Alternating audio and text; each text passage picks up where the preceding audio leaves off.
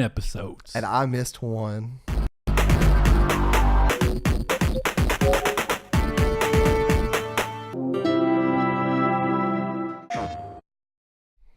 Hello and welcome to Triangle Squared, a PlayStation podcast. I'm your host, Brett, back and alongside me, Mr. Saul Bridges, bringing you guys lucky episode 98. For you? Technically for me, yeah. But really, episode 99. Then again, are we going to get technical and go into all of the impressions episodes and reader mails? Because then you go... Well, they're all 0.5s, but they all add up to 1. They count 2. That's true. I stopped. You know what's funny is I stopped doing them as 0.5 episodes, obviously, and just doing bonus. But I still save them on our computer so that they'll be in our setup correctly. I still save them as like 98.5 for the most recent reader mail. I wonder how many of those we have. You can do that. Yeah, I have to figure that one out on a whole other day. But with that being said, we are, like we said, Triangle Squared, a PlayStation podcast. You can find us in video format on YouTube every Monday at 10 a.m. PST and 12 p.m. CST. If you like what we're doing over there, subscribe, hit the bell notification. It'll let you know when these episodes go live every Monday at the least. Though we have reader mail every 2 weeks that we do bi-weekly, separate from the show now. Have a lot more fun. It's relaxed, laid back. We've got some stuff very close on the horizon, an off-topic podcast that we have teased and given out a test episode to our patrons, and another show that I'm starting up on that I'm very close to being announcing. Even though I announced it'll be a little bit before we start it because I want to get a couple of episodes down. But with that being said, you can also find us. If you like what we're talking about on here and want to give your thoughts, do so in the comments below. We like to hear them. And if you have questions that you'd like to ask for the bi-weekly reader mail, you can do so in the comments below. If we love them, heart them, or whatever, we will answer them on the bi-weekly reader mail like we talked about. But if you want to listen to us only and not look at our ugly mugs, and you can do so on podcast services, be it iTunes, on Android, doesn't matter what you got. You can do Google Play Music, Spotify, all these new ones that we're on now that I can't remember the name of already. I think it's Stitcher and TuneIn. But anyway, you can find us on anything or listen to us on the computer. Or turn us on YouTube and then click to another tab like I tend to do when I'm listening to Joe Rogan and stuff like that. Pretty much my life. Yeah, I don't do it all the time. Sometimes I find that I get really distracted by just sitting there looking at these people talk because there's something about it. If it's in front of me, I'm wanting to look at them. But anyway, you can find us on social media. On Twitter at Triangle SQRD is our handle. You can find us on Facebook. That's Triangle Squared, a PlayStation podcast. If you ask to join that group, we will gladly accept you. You can find us on Discord in our day-to-day lives where we hang out and talk with everybody as much as possible. The link for that is in the description below. You can click through it. It's an instant invite, so you can get added into there. If you support us on Patreon, our next little segue, you can get little different colored names and stuff for supporting us on the Discord, as well as things like early access to reader mails, as far as bonus episodes that we do, like test episodes for new shows that we are testing out and getting ready for, and we are constantly working on expanding that. So if you would like to support us on Patreon, you can do so. The link is in the description below. We love you all for doing it, but we love you if you don't, because you give us your time, and we appreciate that more than anything. But with that said, I think it's time to start off this episode. Saul, what you been playing this week? I've been hefty into the Resident Evil 2 remake. I knew that much, but I didn't know if you played anything else, because every time I've managed to sneak peek see you in the Discord, I see you playing it. So yeah, it's really good. How long has your first playthrough been? Because like 12 hours. Yeah, that's what I imagined. And I'm about 2 hours away from beating the end of the game. So and then I have the Claire runs to do, of course, and then all the other stuff to do. And I've actually considered possibly speed running that game. So to actually see how quickly you can get your time down to. Yeah, that's what's funny. Yeah, you get people who can, like you just said, you've been playing for 12, you think you got 2, so 12 to 15 hours maybe is a standard playthrough. Yeah. Maybe even let's just say 10 to 13 or whatever, who knows. And then you can easily in every Resident Evil game pull those down dramatically. Yeah, and I do attribute my long time in that game to this one particular incident I was having where I did not realize that to open up a safe combination, you have to not click on the numbers. So I was going to a safe and I was turning the dial to the number and I was like X, and it would back you out of it. And I'm like, okay, this is really weird. So I was like, I guess this is Capcom weirdness or something. So I would do that and I was like, these combinations aren't working at all. Because the little key at the bottom says X to submit. So I'm submitting each number, right? Is what makes sense. Oh, but instead you're supposed to just stop it there for a second and then turn it to the other number. So I was having the most problems. Like there are 2 safes and you click X when you're game. entirely done. Yeah, and it opens. So I don't remember that being a thing in the original one. I don't remember the original one though that much, which is why this is like a brand new game. I remember them terrible cameras. The cameras are real good. And don't get me wrong, everything about this game's real good. I really actually enjoy the original Resident Evils, in spite of the fact that I've always hated that camera. That's like Devil May Cry. I will give them the added benefit, and that's what's funny. Devil May Cry was originally intended to be a Resident Evil game. Yeah, that got changed over. So it's interesting that one had such similar camera angles because that's what it was built as. Yeah, it's what are those camera angles called? Fixed point isotropic. Well, it's not isotropic, is it? I know it's fixed. Fixed no, cameras. Very similar to like what. It's funny that ended up being the theme because it's very similar to what you saw from like God of War 1 through 3, where it was fixed cameras and you're moving through an area not being able to control them. And you know the upside to fixed cameras is that you can use the analog stick, at least in action games, to be like a dodge roll, where if you just flick it one way or the other, the right analog stick, it'll act as a dodge roll. But at the same time, free camera control is nice. But anyway, I like Resident Evil. The one I have the most memory of, funnily enough, is actually Nemesis because my favorite. Yeah, 3. 4 is my favorite. Well, I'm talking about the original style because 4 is the beginning of this new. I mean, if anything, 2's remake is closer in style to 4 than it is the original 2 in a lot of ways. Comparable, to that sense. Over the shoulder camera with a free control. I would still say there's more of an element of horror in 2 than there is 4. Yeah, I was never. 4 was that mixture of grotesque. Mixed with action, but it wasn't like 5 where it was overly action-y. Yeah, which is what 6 was. 6 was the real. I didn't play 6, so I have no opinion. 6 wasn't great. 5 wasn't that great either to me. Like I remember when I beat the final boss of 5, I was like, well, that was kind of lame. Punch them boulders. It's not even the boulders; it's just the one rocket at the end that you could do and kill them. So the whole setup in 5 was really fun from a co-op perspective. Never played a co-op, but that's about it. Yeah, I realistically, I didn't even want to beat the game until somebody came along and wanted to play it with me. Then it was fun. See, me and one of my childhood friends, I've spoken of him before, Big Seth. We played it separately, but at the same time, he let me borrow it, and I didn't have that much fun with it. And this is coming down right after 4. We played 4 originally on GameCube, and then replayed the PS2. Then replayed the Wii version. Actually, the Wii version was the next complete version that had all the PS2 content. Yeah. Right. No, I think it didn't come out before the PS2. No. Okay, it came out after. Yeah, it came out after. But I think the Wii version came out in like 07. May have been 06. Yeah, I think it was 07 is when I think the PS2 version came out in 4 or 5. And then the original one came out in 2003. I'm 99%. Yeah, pretty sure. But I'm having a lot of fun with it. It says initial release date 2004. Okay. So 2004. So it must have been 05 on PlayStation 2. 06 or 07 on Wii U. Yeah. Or Wii. But I had a lot of fun. I'm having a lot of fun with it. There's, like I said, from like a zombie third-person horror game, it does its job really, really well, especially certain components of the game that if you haven't played yet, I won't spoil because it's really, really fun. And it triggers that just that thought process that I have for some reason, or even fear of like something chasing you. And it does that really well. And it just no real big issues with the game so far. The original game, people constantly what say I'm talking about that was not in the original game. Okay, well, that's what I was going to say, because the original game, or the original trilogy, people say that they gave that sensation of never knowing if something's following you or chasing you or whatever because of the weird camera. Well, it so still it's like a weird that. Suspensefulness. It still does that. Like every now and then in new sections of the game, something will be hiding in plain sight in a way.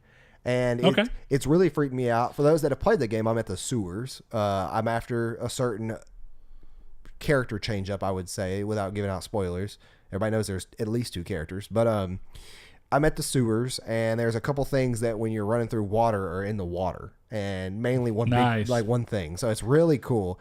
But yeah, I had like this fear of something chasing me. Like, and it's funny because it can trigger at a lot of moments in my life that they're not really meant to. And like I get like real, like my heartbeat raises up real fast, and it's like whenever I'm getting chased, and if I'm getting chased by something, especially if I can't see it, Like whenever I used to go outside and play with my dog in the backyard at dark, he'd start chasing after me. I could hear the footsteps behind me.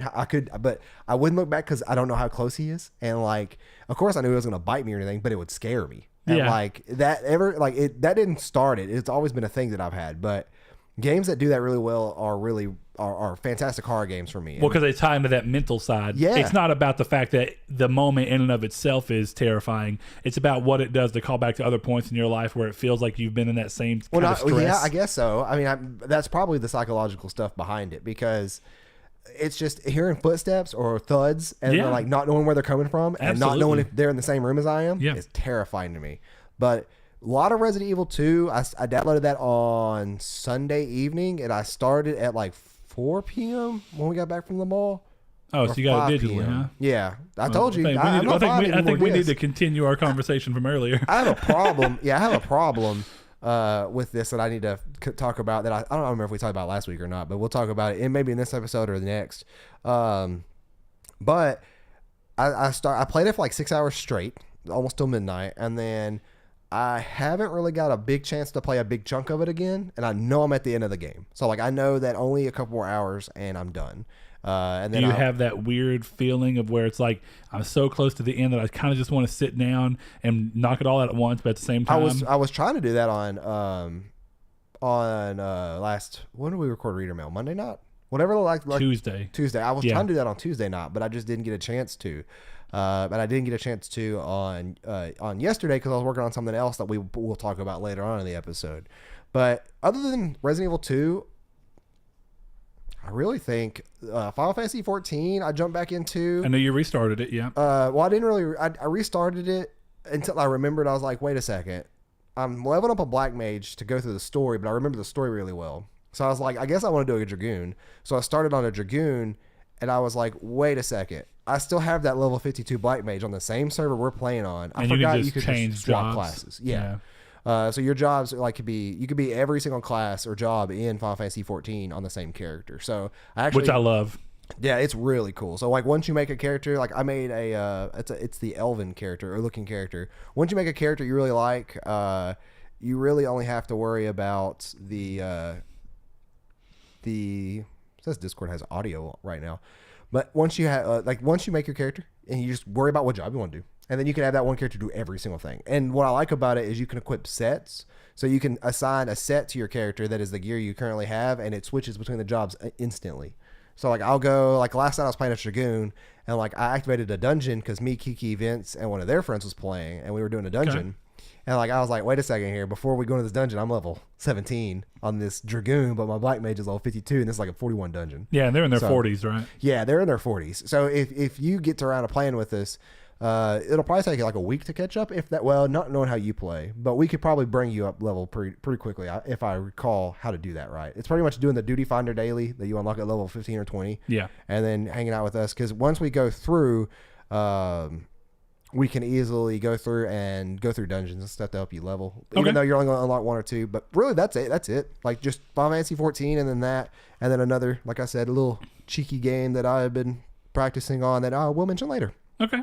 Well, literally just Kingdom Hearts 3 here, but I got the platinum. And that was my goal, was originally, and then it didn't end up working in my favor anyway, with yesterday, how it ended up working out. We didn't get to go do anything for Valentine's Day, me and my wife, so we kept that for yesterday. And the beginning of the day, Kyra was throwing up and everything, so I didn't end up going to work, and it just really messed up the schedule. And I was like, well, you know what? I was originally intending to start Metro, but I haven't even had a chance to go buy it or download it or anything. You know what I mean? So I've just kind of been nothing. I didn't play games at all yesterday. So it's interesting. I did watch Incredibles too, though. And I never was a huge fan of the first one. I like it. It was a fine movie. But I guess, it's a good movie. I guess the entire plot of Incredibles 2 within the first 30 minutes. So, it's just one of those things. But anyway, that's about all. So I think, Saul, it's about time for you to drop into the hop. So for those that don't know. I'm so proud of you. We had to do it, though. Hop into the drop. So for those that don't know, the drop is this week's PlayStation releases across all of its platforms, starting Tuesday with the typical release date. It's very rare you get a Monday, but every now and then you get a weird one in there. So look forward to these this week as you're listening to the podcast. First up, we have Almost There, the platformer for PS4. The big one, arguably, is Anthem for PS4. Friday release. Chromag Chromagun VR. Chromagun. Oh yeah, that is the Chromagun. That is 2 words put together without a space or a hyphen. Chromagun VR for PSVR, Daggerhood for PS4 and PS Vita, and I believe that is a digital cross-buy title. Nice. We have Death End Request for PS4. Why is the RE not capitalized? I don't know. And why is it a semicolon? I First never of all? know how these are said. The Japanese, man. Is it request or is it request? Like pause. Hold on. Is it Death End, and is it like the Kingdom Hearts RE where it stands for remake? You know, is it Death End remake of what originally was called Death End Quest? It doesn't mention a remake of any kind. So I don't But the know. semicolon is the part that's throwing me off more than anything. You might be interested in this. DreamWorks Dragons: Dawn of the New Riders. It actually doesn't look as bad as you think. I'm not joking. I don't think it looks bad. I think it looks like How to Train Your Dragon, which is what it's influenced Yeah, by. I love How to Train Your Dragon. Very good series. We have Farm Together, another what looks to be like a mobile title coming to PS4. We have Hacky Zack for PS4. Hell Warders for PS4. It's a good name. Hexamaze for PS4. Actually, the art for that looks really dope. Yeah. Pode for PS4. Queen's Quest 2, Stories of Forgotten Past for PS4. What did I get? Okay, Queen's Quest 2. Okay. Yeah. Rim 2000 or 9000 or RYM 9000? Rim. I don't know. Look at rhyme. Giving the Y the long Y sound when there's nothing else there. You know? Yeah, that doesn't make any sense. We'll see. Steins Gate Elite for PS4. And let's see, Unexplored Unlocked Edition for PS4, and that's the last one on the list. So you guys let us know if y'all are getting Anthem or what you may be getting this week. Let us know. I think Anthem's the in the big one for comments. this week for me. Anthem is the big one. I think we discussed just a second ago, and I think this is a good idea that we'll get it Saturday more than likely. Yeah, I think It comes so out as well. Friday. And we'll get into why we're not going to be able to play it Friday anyway here in a little while. But going directly into news, first thing up is Days Gone. We talked about it last week. They were sending out invitations for Deacon and Sarah's wedding, which was going to obviously be a YouTube reveal of a new trailer, which was kind of cool. So Days Gone received a new trailer in correspondence with Deacon and Sarah wedding invitations that were being sent out. The new trailer shows off Deacon visiting the church where he married in the aftermath of the Freaker outbreak. It's honestly a pretty good trailer. I would say so far it may be the best trailer they've had of the game so far, even though there's not been a lot of trailers. You know, we were given a wealth of gameplay, and I think that's important because you got to understand how the game plays more than anything. But with where we're at now, we kind of really know what we're getting into gameplay-wise for the most part. So I think at this point, you got to start giving people story reasons why they might connect. That way you can just draw on the rest of the people who might be going, well, it looks fun, but you have people who really love stories and be like, oh, I want to make sure it's a story that touches with me. And this is a good way to do it. And it was pretty visceral. I mean, it was a good show off of the game, I think, in terms of a trailer. PlayStation's had some good luck with that, thankfully. So it was pretty good. I actually chuckled whenever. Yeah, I was going to ask, did you actually get to watch it? Yeah. He was still in his hat at the wedding altar, which I know is a very common thing for bikers to do. I'm pretty sure. What is that? Sons of Anarchy? Yeah, they did that. They did that in the show as well, if I remember correctly. And see, I've never really cared for that show. It's a pretty decent show, honestly. Yeah, I mean, I've seen it, and I've seen like bits and pieces, and maybe even a whole episode here and there. Not enough to ever understand what was going on. But I remember immediately people were like, "Dude, this is Sons of Anarchy with zombies." I guess, I mean, if you really think about it, that's not that far off from the way that they're approaching it. Did you guys not get that from the very first E3 reveal? Well, that's what I was talking about. The E3 reveal is what people said that about. I thought you were talking about like the wedding. I was like... Yeah, no. Yeah, no, from the early days when you first saw him kind of riding the bike and it was like, what? Which, you know, the thing about that show is that Sons of Anarchy has just such a rabid fan base that I wouldn't be surprised if they were partially like, I really hope that all the people who wanted to play a Sons of Anarchy game just pick ours up because it's going to have some biker gang quarrels. You could go pick up Ride to Hell Retribution. Oh, yeah, the best game. Go get you. You know what? Have fun with it. I think there's a 360 exclusive, was it not? Weirdly enough. Was it on PS3? So. I know you looked at it the other day, but I remember I never saw a copy for PS3 if it's on both. So you confirm that, and then we'll move on.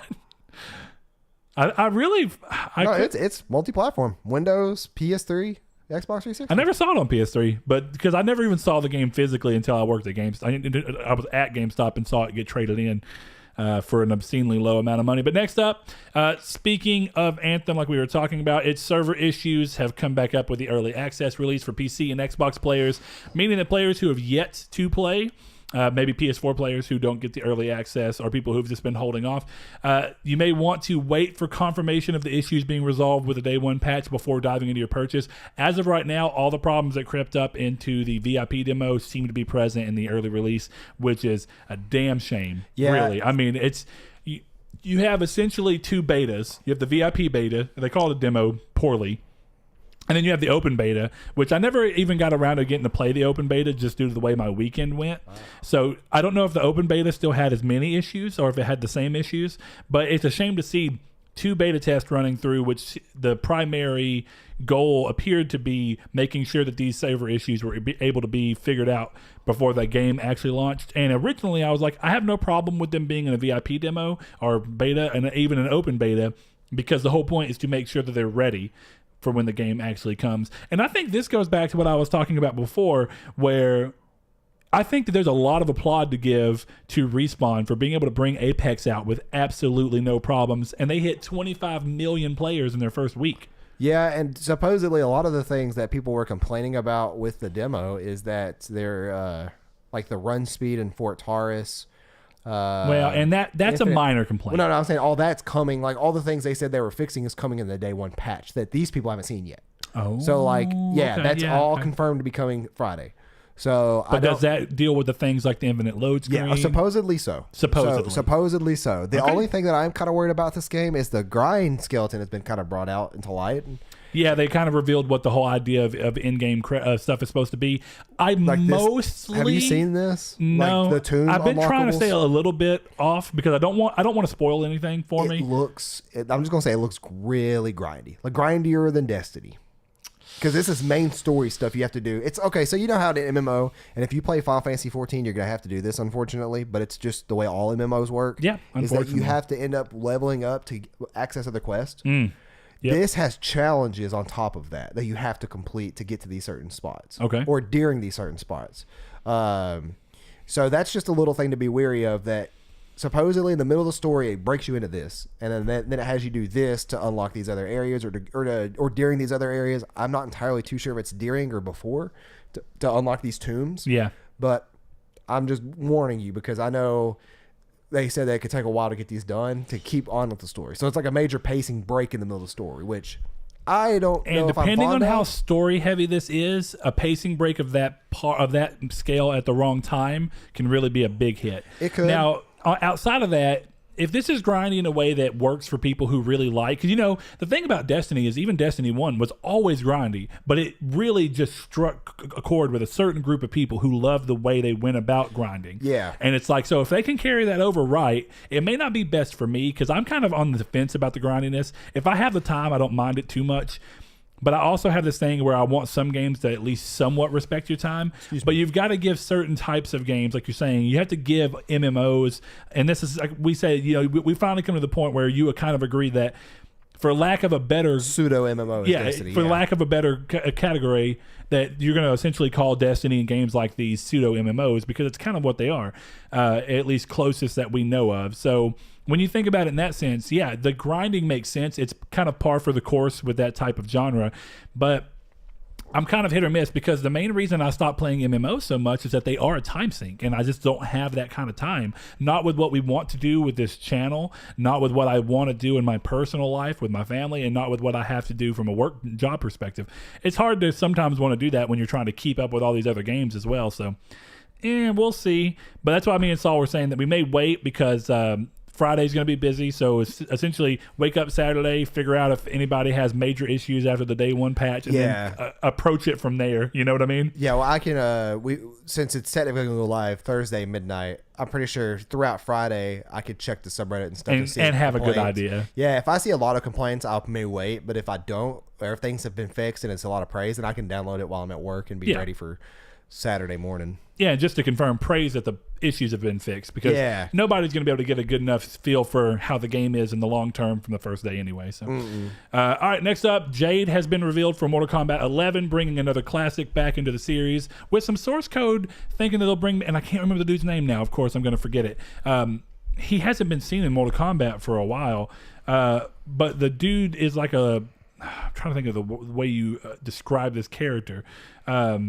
He's kind of like a cowboy. I'm not even joking. I can't remember his name off the top of my head. And he hasn't been in a game in so long. Aaron Black. I don't think he's been in a game for a while. That's a Mortal Kombat character? Hold on. No. Aaron, okay, I'm wrong. Aaron Black came in Mortal Kombat 10.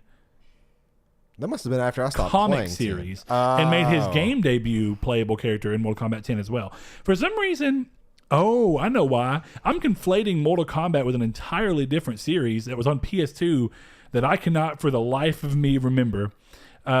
Is it a fighting game? Nope. Me and Jonathan played it too. It's got a very dark cover, and you play as a guy who looks so similar to this in my opinion. It's co-op. It's really fun, and it's gonna kill me. I'm gonna have to text Jonathan and ask him what the name of that game was. I had never played it until he moved in and just mentioned it, but it was fun, whatever it was, and the character made me think of that. So I don't know. In my mind, I was thinking this is a character I haven't seen since a PS2 game. Wrong PS2 game though.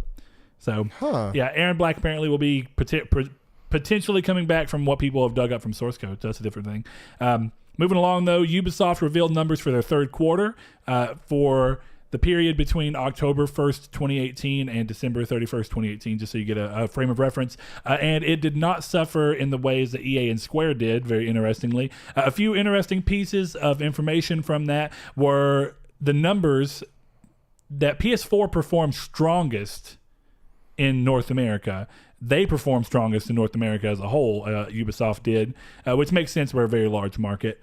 And their PS4 led by a very large margin.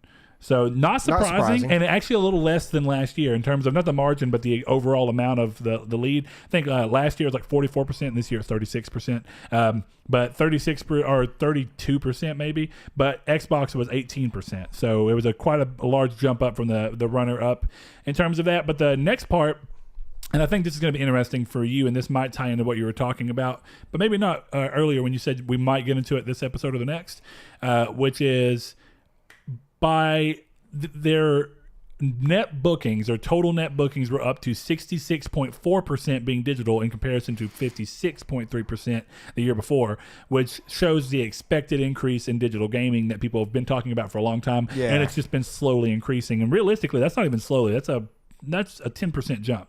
Right. Technically a 10.1% jump. It's notable. So, I mean, I know that, like you said, you dove full on digital. Yeah. I haven't bought a physical game since Spider-Man. And I'm trying to play this game where I still prefer digital, but I'm trying to use my credit card points that I get. Yeah. From the PlayStation credit card, and use that to kind of subsidize gaming here and there when I have an excess of points, which if they can ever get back to giving me the freaking points that they owe me anyway, my back points, I'm still working on that.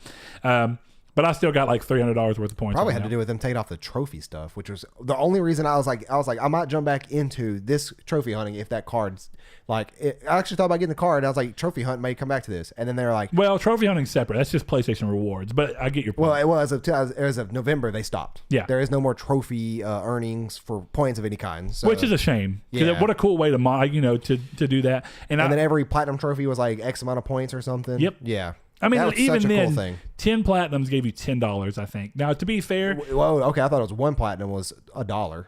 Yeah, so 10 platinums gave you $10. Yeah. So essentially, when you think about that, I can kind of see that actually hurting them from a business perspective.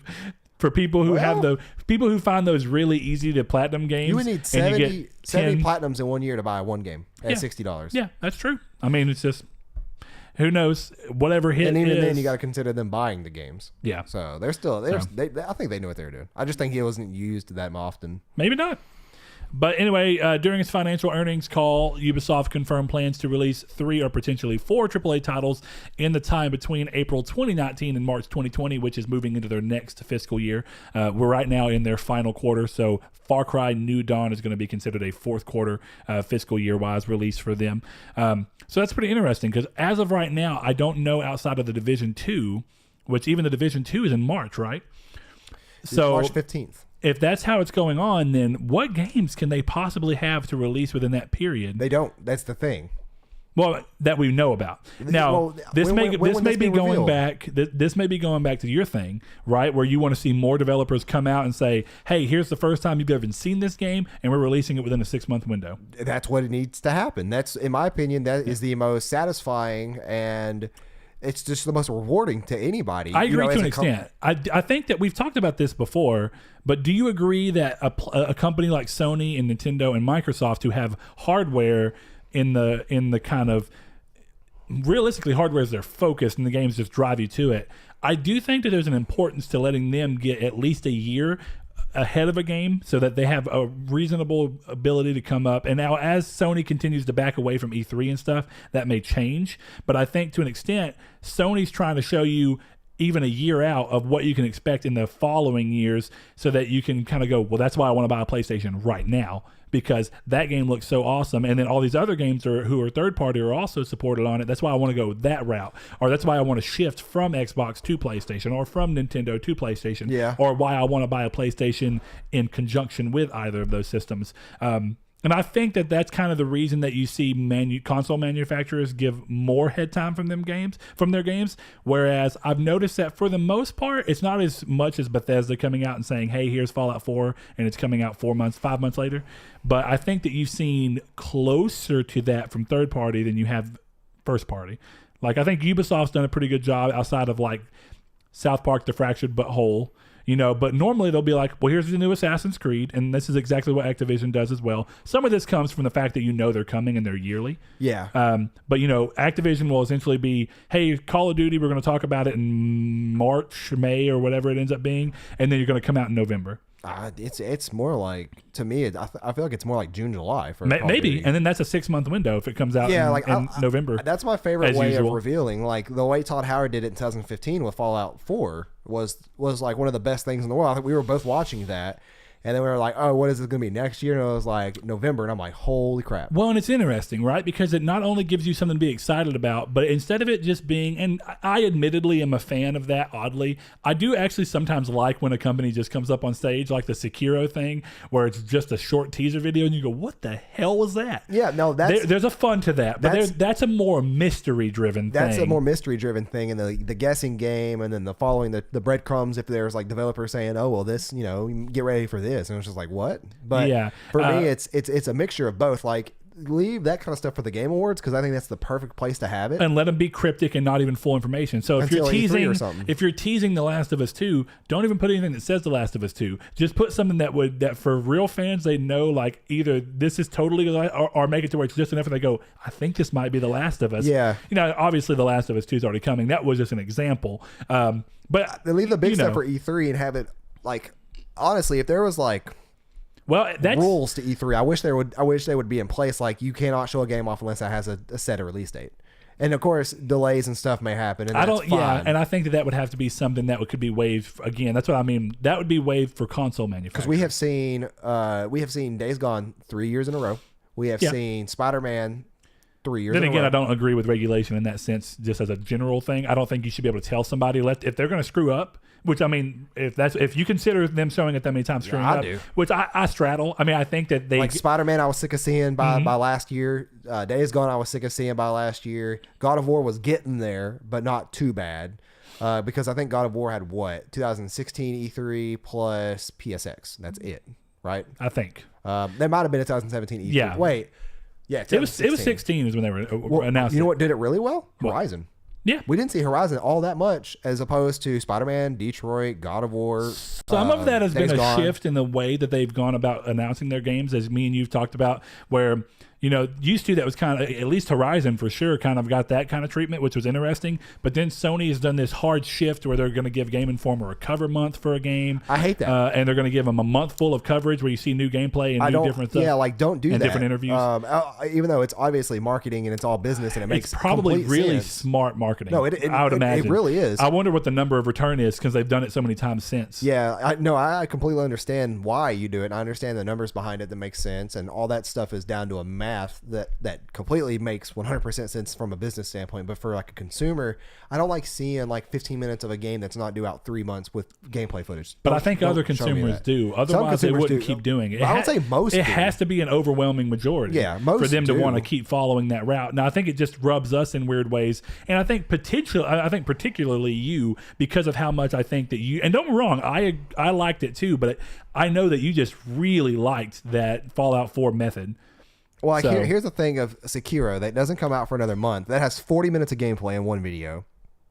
And then I think there's another 10 minutes of here, so that's 50 minutes so far. 12 minutes here, so who knows if it's repeating or whatever. But yeah, sure. I haven't watched any of this, and I won't. Like, it's just... And see, that's where I go with that. I think that's why you can't put regulation on there, right? For the people that want to, you almost need to let them.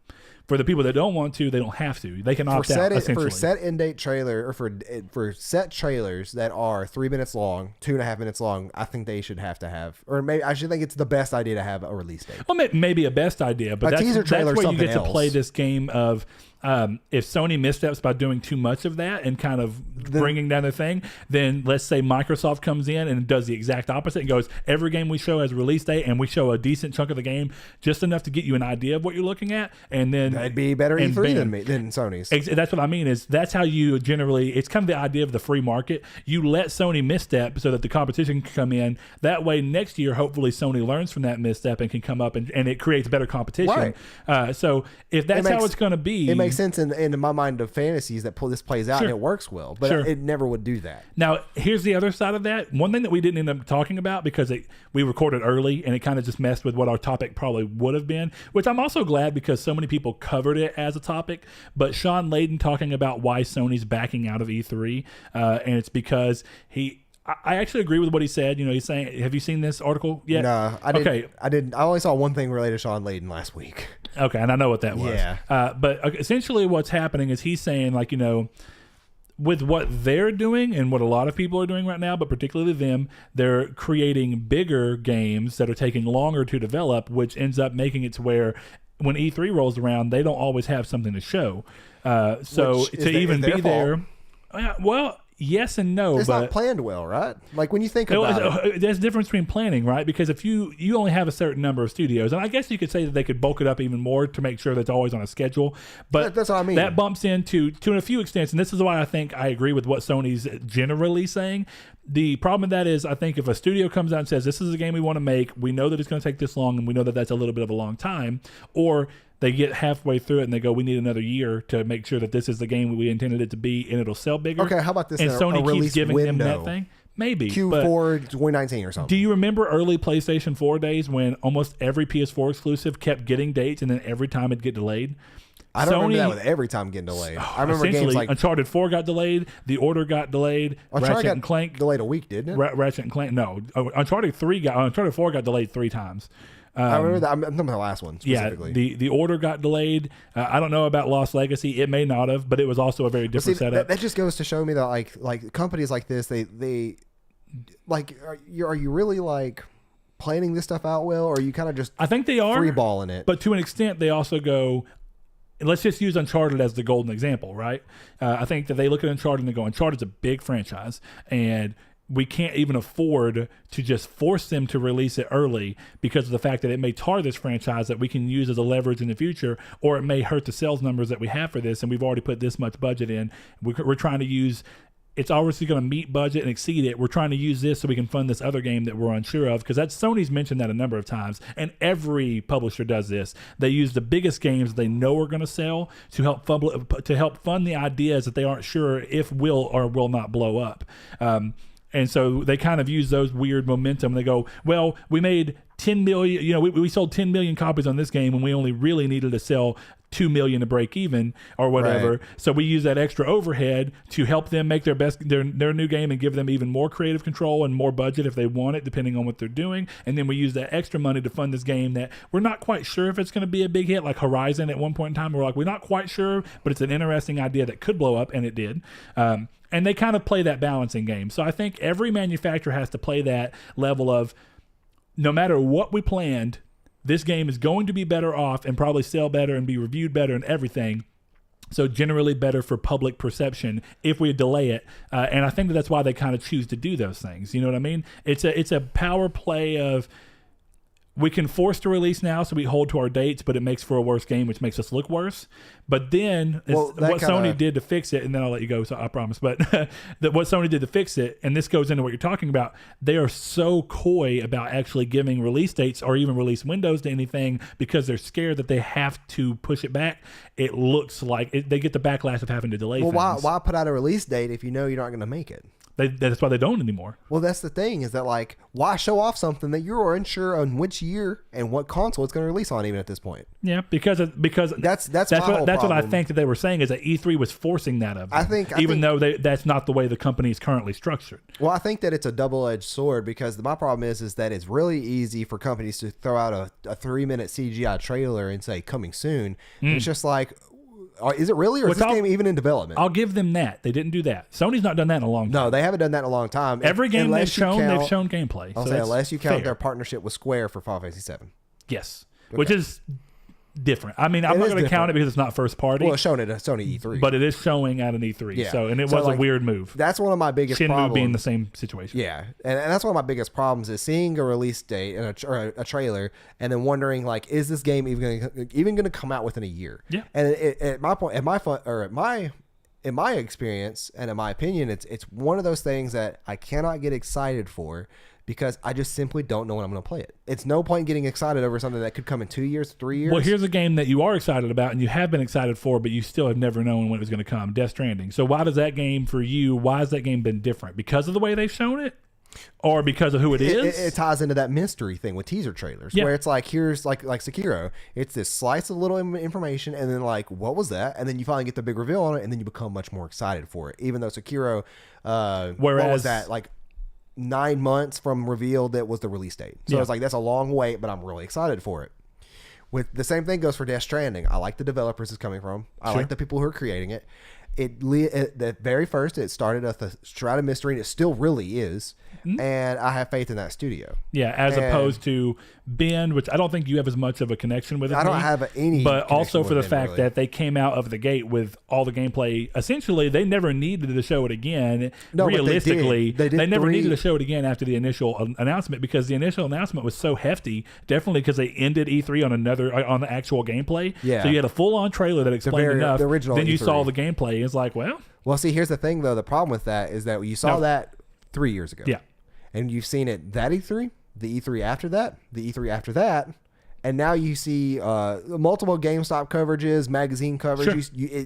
At that point in time, over the last 3 years, it's been a little too in your face. And that ties back into almost not even in your face, but it's been too, not diluted, but it's like whatever the opposite of that is. I can't think right now, but. Well, I mean, really, I guess it's too saturated. It's saturated is what I was going to use, but diluted also works to an extent, because there's so much that you're kind of losing the forest for the trees to an extent. Yeah, like it's just like it's games that are revealed. I should specify too, like maybe not like have or force them to have release dates, but have them at least like present games that they feel are going to come out within the next year or two. Yeah, but again, that goes back. I get what you're saying, because it'll help to an extent, but it just still goes back to regulation that only serves to weaken competition in a way. Because not if they both do it correctly. Well, no, because then they're both having to play these safety games, right? They're having to play the safety games right now. Well, I mean, they're doing that. Sony is doing that very particularly, because of being backlashed so many times before. Not even backlash, but what I mean is, out. When you have regulation, it keeps one from screwing up, and if you keep one company from screwing up too much, it drives the other company to be lazy and slow, because they know they only have to do bare minimum potentially, and that's why I like the idea of competition. Microsoft has been doing the opposite of that. They've been trying to catch up. Instead of being lazy. And it's weird, because they had a good E3 showing last year, but it really wasn't full of substance at all. If you really think about it, I disagree. Well, when I say that, like 4 major substance from a first party perspective, because all it was a lot of studio announcements, which is cool. Yeah. But you didn't see a damn thing from those studios, and that's sensible. That's what happens when you just acquire a studio. To be fair, there's not a lot we can see from the Sony side that we know is happening, right? Yeah, to an extent. It's what we're going to see is the games that we've known have been in development. I think that's the problem. That's why they're not going to be. It's a perception setup. They're Sony has no new studios, so we're not sure why they're not showing us new things. Because perception would be that Sony has all these studios already existing, so there has to be games that they've not been working on. But I think that goes into what I'm talking about of Sony saying that they're letting the studios build bigger games that take longer, whereas used to you'd have studios like, for a little stint, and I mean a little stint, Naughty Dog was a 2-team studio. Yeah. Then that absorbed like back in. or something people, like, or is it? Well, no, it was or 60 or less or something in the original studio. I don't even know if it was that, but I don't even know what you're talking about at that point.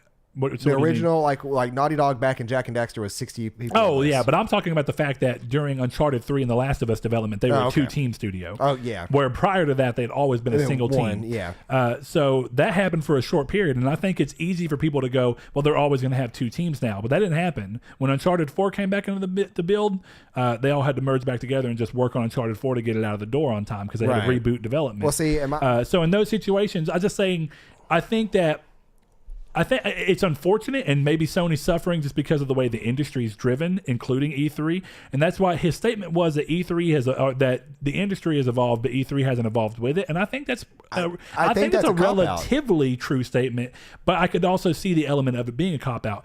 But I mean, regardless, Sony is just not at a point where they can be prepared for an actual E3 and give fans what they would expect. Well, they can't be prepared because they've thrown all their dice onto one side of the table. Then that table is just now coming out because E3 forced them is their stance, and I see it. How did E3 force them to do anything? Microsoft has had lackluster E3s up until last year for the past 5 years almost. Yeah, there was one where Sony didn't. Right, but see, for Sony to hit those 5 years of greatness, or 4 years, really. I was gonna say, but even to hit those 4 years of being pretty hyped and being like, man, that was a really solid show. You have to throw all your cards in, and that's what I mean.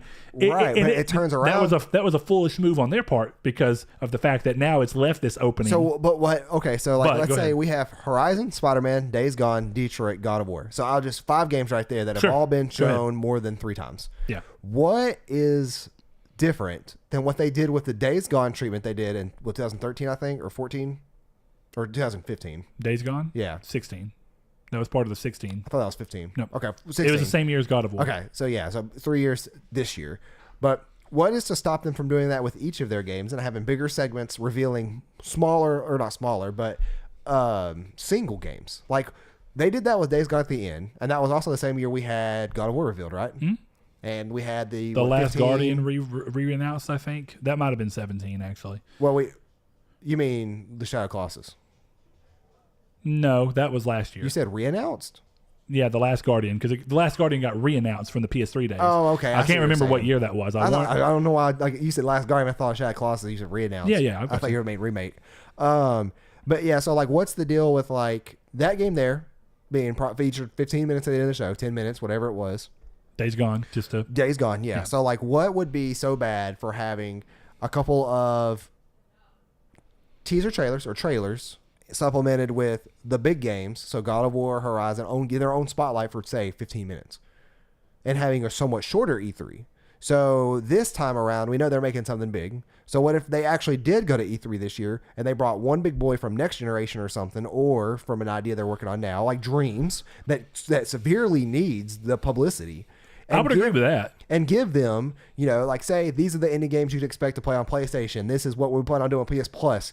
This is Dreams. And then the rest of the conference would be 20 minutes of Dreams to show off Dreams. And I'm with you on that, but do you notice that, I'm with what you're saying. I understand what you mean, but do you notice that E3 back in the day, and I don't know how much of it you ever used to watch because you were more of a 360 person. Yeah. So I don't know. Did you always every year back when you were more Xbox? Did you actually watch PlayStation's E3s, or did you? Yeah, I watched them all. I watched. What was the first year EA did one? That was the first year I started watching E3s. Don't remember that. I watched them all. Yeah, I don't remember that, but. Regardless, I mean, I wouldn't be surprised if EA was there for the beginning, unless you mean EA having their own separate one, because that happened at the beginning of the generation. Yeah, their own separate. So I'm talking about further back than that. I'm talking about back in 08 and 09. And no, I watched the only E3 that I ever watched prior to that was. So you didn't watch the E3 where they announced the PSP or the PS3 or any of that, right? No, I watched the E3 of the one that 360 failed with all the the DMR, and then the year before that, so 2012. Yeah. DRM, but what did I say? DMR, yeah. But no, look, my point then is that you've seen Sony E3s only at Sony having slowly chiseled these things down to exactly what they figured out people wanted, and that's what I mean. Is I think when they say the E3 is not evolved with the industry, it's because they've had to sit there and. That again could be a cop out on them going too hard into it, which is that's what they did. Again, partially what E3 demands when it's such a competition, and that partially comes from us as fans. We think of everything as a competition, So when you look at it in that sense, and you think about people craving more Days Gone trailers. And that's not what I mean. Trailers. But people crave for E3 to be a big competition. So every year, I've never met you have to have that. something new. Oh, dude.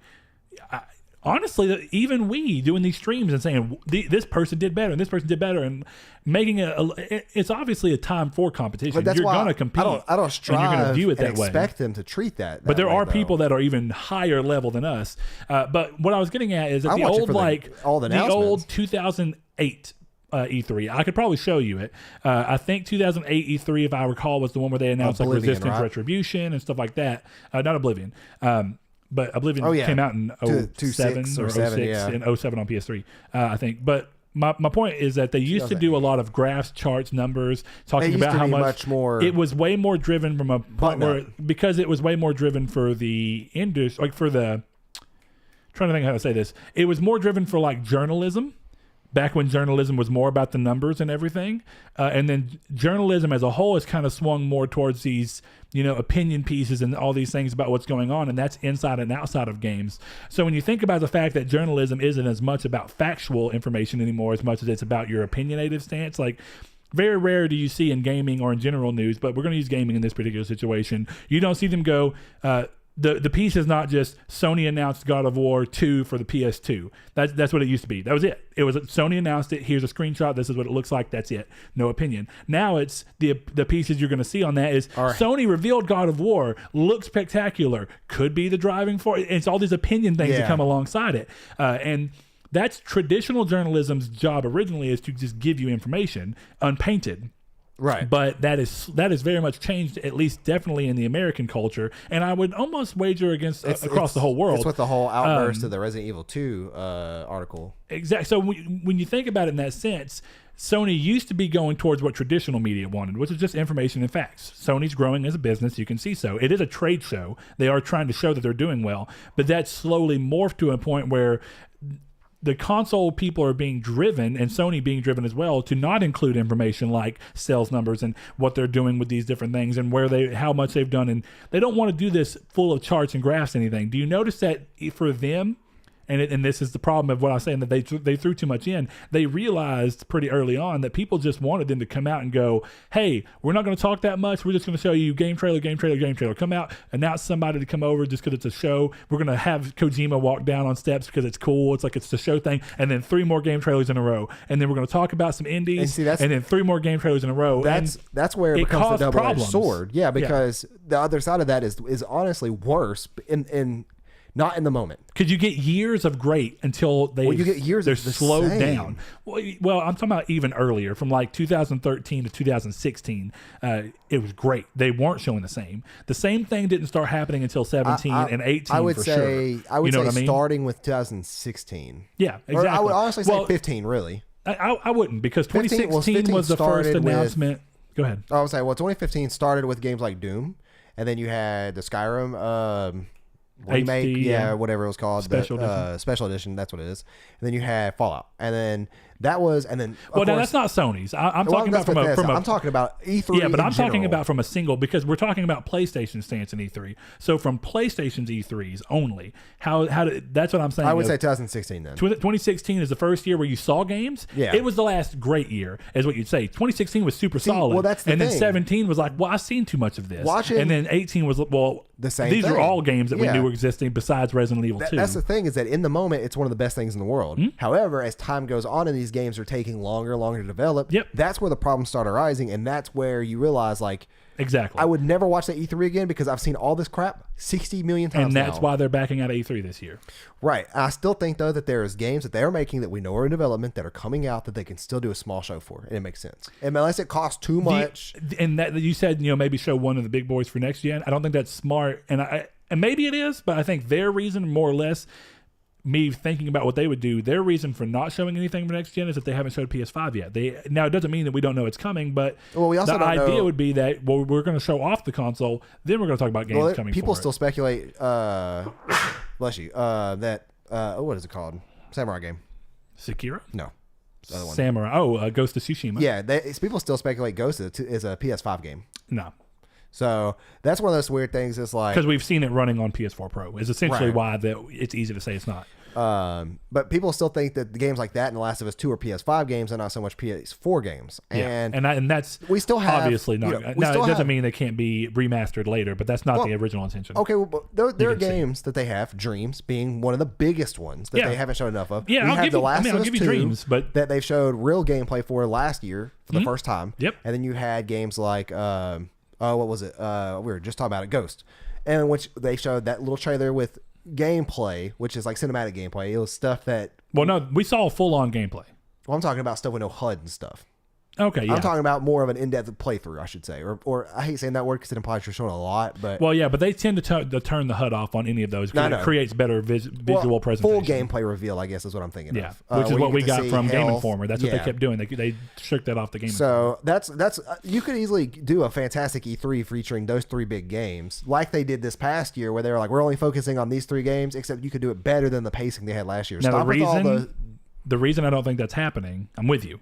But finish. You stop. I was going to say, stop with the crap you did last year with the pacing issues. Let's move the audience to this whole other venue for their it's cool for them. It's not cool for anybody else in the world. Like that, if you're sitting at home seeing that little performance in that thing, not nearly as impactful as if you're there in the audience. And and there was people I've seen tweet about that they were complaining about. Well, they moved us into this hot venue, then we had to move back.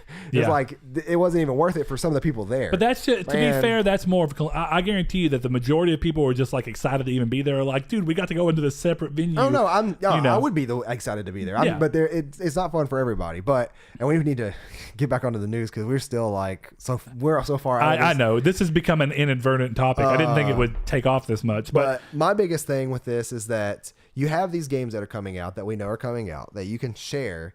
And we have where I was going with Dreams, and this may paint where you're going, is that Dreams is very likely going to be out before E3 this year, and that's the important part. I don't believe that for 1 second. They're now. I mean, from everything that we're seeing, they're now, and I can't remember the date, and I should have put it in news actually. It's just, I think it may have even been last week. That's why I didn't worry about it this week. But Dreams is they're announcing from everything that we can see the release date in the coming week or 2. It'll be September. I mean, maybe I don't know. I don't believe that game is coming out anywhere because there's there was no open beta. There was very limited people who got into the actual beta. Like when you think about it, like I've only seen hundreds of people talk about that, and not the thousands upon thousands I was actually expecting to get beta keys. And you know, I've seen so little for this game for it to come out in just 2 months, 3 months, 4 months. That's the transparency I'm talking about here. Is that once again a game we saw almost a decade ago. Like, what is that really, though? 6 years? Not a decade ago. 5 years. 5 years. Okay, 5 years ago. Yet we still have... You could say 6, because they technically showed it, though it didn't have a name or anything. Right. And they technically showed it at the PS4 announcement event. Yeah. But it was just a tech demo of what they could do with more than anything that evolved into Dreams. And see, here's the thing, is that if you could redeem this, if there's one way in my mind to redeem this, and this is the typical stuff of having... trailers upon trailers and things upon things and knowing that's out there but you don't know when you're going to see it, the redemption of that is an E3 with a release date. Come out swinging, show you like this is, and show us the interface, show us how it plays, show us creations people have made. It'd be like, now they've done that at PSX is what's funny. They had a really in-depth which is crazy panel. Because sometimes their PSX to me are better than their E3s. Yeah, now not on the screen, but it's on the show floor. You could go. They had a big thing where you could go through, and that's what they showed that you can use. And you can find people videotape or not videotaping. That's such an old term, but you can see people recording it and putting it on YouTube. You can see the panels that they do, like where they revealed The Last of Us 2. Actually, the teaser for that. Yep. To me, it's better if you could just come out swinging, and then if you're going to be in game hibernation for this long, where we're not seeing anything about it, we're not getting a release date. There are people who speculate that's not even this console. It's going to be a PS5, which is crazy. It doesn't make sense because people have made games already and it's on PS4. Yeah. If you could come out with a hard release date. And that, to me, is what I really enjoy now after seeing 2016/15 and seeing the stuff that has been in production, and then you finally getting it. I've realized now, looking back, I don't want an E3 filled with crap that I don't know if I'm getting for the next 5 years. Yeah. I'd rather have it the games that I'm curious about now that haven't seen a lot of. Yeah. Unlike Spider-Man, Horizon, Detroit, I saw too much of those games. Games like The Last of Us, Death Stranding, Dreams, Ghost. I haven't seen nearly enough of that stuff. Death Stranding teeters that line. So does The Last of Us, in my opinion. But two things. I mean, technically 3 if you count the other thing. With PSX reveal, the thing where they revealed the other character. Yeah, and the demons and the know. Yeah, but that's still. Well, you know what I mean. That whoever this person is, their tribe calls the oh Lord, what are they called? Fireflies? No, God, how am I missing out on this? What the zombies are called in there? Now that you said that, I can't remember. But yeah, I think that in my opinion, E3 would be a lot of a better place if it was highly encouraged, I will say, for release dates. Well, we'll see. Now, highly encouraged is one thing, but maybe that would come regulated a little too strong. It wouldn't be regulation. It would be us. We would be the people, and that's the problem, is that you're talking about this, but you're against a tide of people who think completely differently. Because I know. And that's the problem, is that for what you want, regulation technically could solve it, but it's at the detriment of some other things. Realistically, the way you highly encourage somebody to do something is have the majority of the fan base go, well, this is what we'd want. So, well, yeah, and see, here my thing is like talking to you and Shawn and you're in an echo chamber of people who agree with you to an extent, so it seems odd. No, well, it's not even that agrees with me, but it's that. I mean, but I do generally agree. Well, I was gonna say that's what I was gonna say is people generally want to see things that they haven't either seen before or they have seen that they get confirmation on when they're being able to play it. Yep. That's why I didn't care about a lot of stuff leading up to Anthem. Is that like before the release date, I didn't care about it because we saw the CGI trailer that people we're talking about where you're walking through Fort Tarsus, or maybe that's gameplay. I thought it was CGI. It was CGI back in the original announcement. Is that what people are comparing? That the graphics are like, this is so much worse? Yeah. And I'm like, you're comparing it to a CGI cutscene? Yeah. And now maybe that was in engine, but even if it may have been in engine, but if it was on a super high end PC at the time that they knew consoles couldn't hit. I don't even know if the PC can handle that, like right now. Maybe not. From what they're playing. But anyways, yeah, TLDR is that like I really wish I'd see games with release dates. And like I'm kind of mad that Sony's pulling out because it's their fault. It's to me, it's like you misstepped real hard there. Maybe, but other people have already pulled out. So it's and now a lot of people who've pulled out have gone to their own show, and they're just not doing it under the E3 umbrella. Right. So that's kind of the weird part. Unless I get like some PS5 news this year, I'm gonna be pretty upset with Sony because this is a real slow year so far. We'll see what happens. All right, let's see. Next thing. Let's roll through the rest of this. Man, that all stemmed from the 4 AAA games. Ubisoft seemed keen on keeping up with AC Odyssey's success with plans for the next update to add New Game Plus, increased level cap from 70 to 99, and 2 new mercenary tiers that you can go through. So if you still want to have fun playing it, you can do so. If you haven't bought it yet, maybe it's a good time for you. In his keynote speech at this year's DICE conference, Shawn Layden spoke about VR and its future, stating, quote, "We're starting to see progress towards VR 2.0 games and software," end quote, kind of alluding to the fact that we're nearing the point of going into the second generation of games and whatnot for it. So if anything, I think that, he continues on to mention that the games like Astrobot are great foundations for people to build upon. And, Astrobot is a really, really commercially, critically loved game at this point. So I think he's right. These are games that do really well on more limited hardware than what the future intends for, and with a limited time and budget in comparison to what's going to go when you get more people coming into the market. So, I just now realized. What? PSVR games are encoded or PlayStation 4 games. Yes. If PSVR 2.0 comes out for PS5, it's going to have a really small library compared to PS4.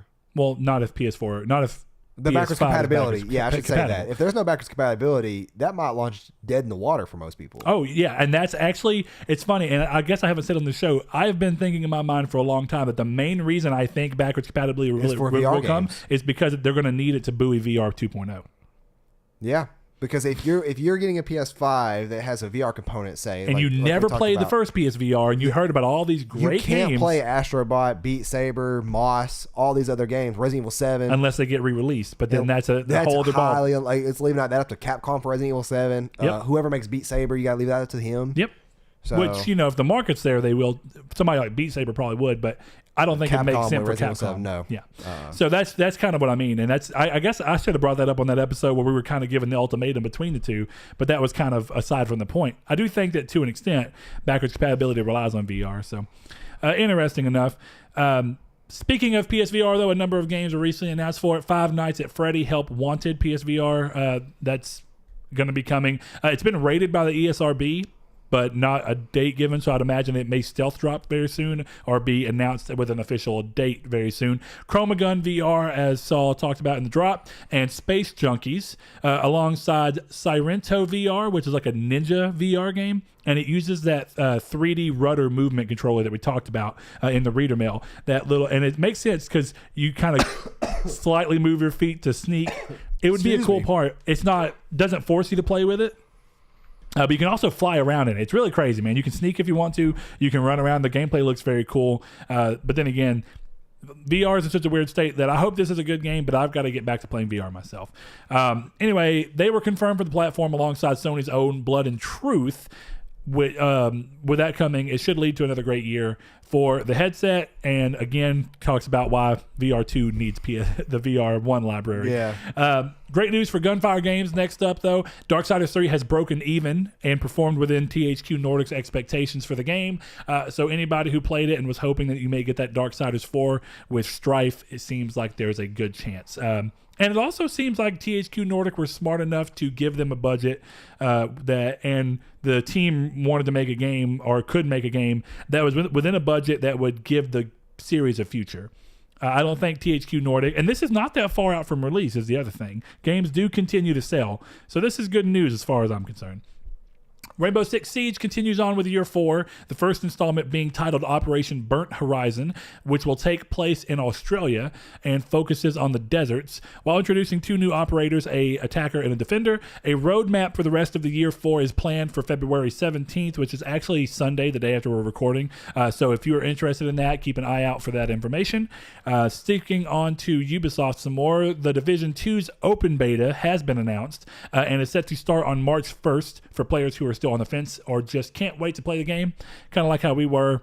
I was not really too on the fence about Anthem, but playing the demo just really I'm on the fence about solidified Division, it. So I actually really am looking forward to this because it may take the place of Anthem instead of that being my main go-to multiplayer shooter other than Destiny. That's been my idea, and I think that's why I haven't been as worried about Anthem. Is that worst case scenario if Destiny, and I haven't played Destiny in a while now due to time constriction, but if Destiny 2 loses its luster for me and Anthem doesn't fill that role, then Division 2 is just next up on the list to be able to potentially fill that role. But next up, Saul, and I think you may have a little bit of interest in this, Level 5 have announced a Ni no Kuni movie. There is a catch to this, though, that will act as an anime movie adaptation of the series. So the director of the movie does come from Studio Ghibli, but the animation is going to be handled by OLM. Which I'm not interested in. It's really odd. People are like, why? Of course they would make a Ni no Kuni movie, which is originally not Studio Ghibli. Studio Ghibli. Yeah. So not really interested in it. Yeah, but the animation will be handled by OLM, who are behind Yokai Watch and Inizuma 11, and is currently set to premiere in Japan in summer of this year. Does it specify? Though I don't know how far it'll be before we get it. Ni no Kuni 1 or 2? It seems like it's a adaptation of the series' basic ideas, but onto an entirely new story. Pass. So, just like I'm gonna pass on this. But the same guy who wrote the first and second games is writing this one. I mean, that's fine and all, but pass if you're just going to mix them together and make a 2-hour movie. I got you. To Sean May's, dismay. To Sean's dismay. Would have been a better joke. Thanks, all. Diablo-like Path of Exile delayed further on PS4 now. It's aiming for a March release after being originally delayed from December of last year into February of this year. Makes you wonder why it's being delayed so much when it's been out on Xbox for so long. Honestly, I don't know. Maybe, really, I'm really don't surprised know. a game like this is taking this much trouble for them. Or not, it may be actual real problems, but I'm really surprised. I don't think I've seen a game that delayed this much that's free to play like this, right? Yeah, no, that I can think of, and not one that already exists on a console. That's the bigger part.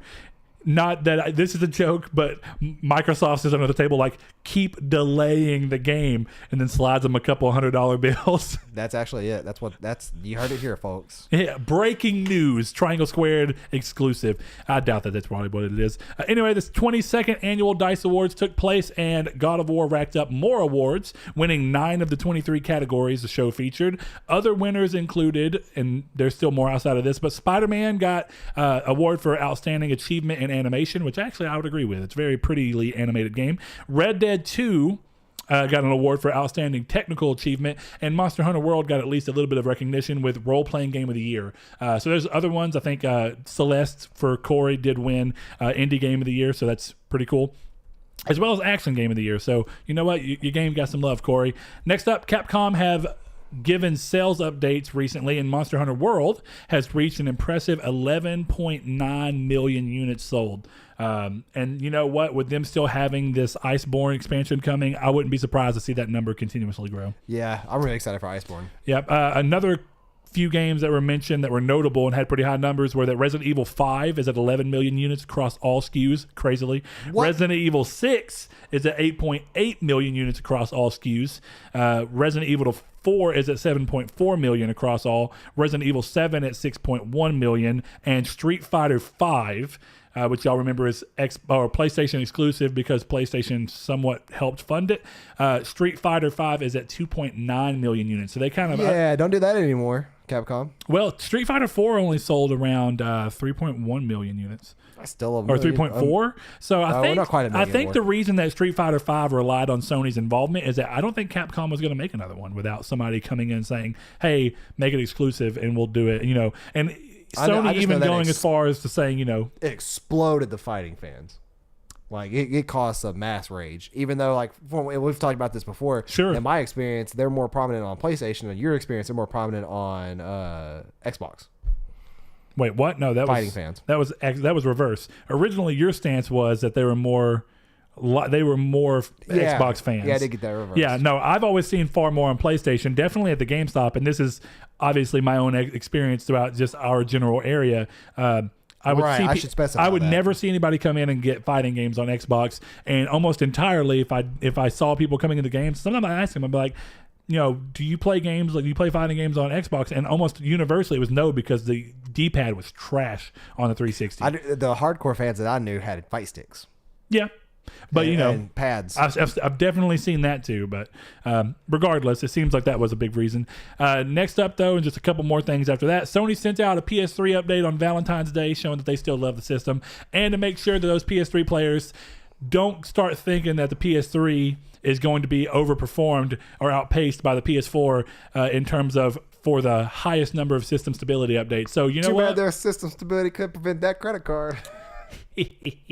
That was not system stability. That was more server backend stability. That's but you true. know what? But, it all fits into the system, though. Good jab. But you know what? If you were worried that your PS3 was going to, for some reason, not be the most stable console anymore, yeah, you don't have to worry about it. Sony said they got you covered.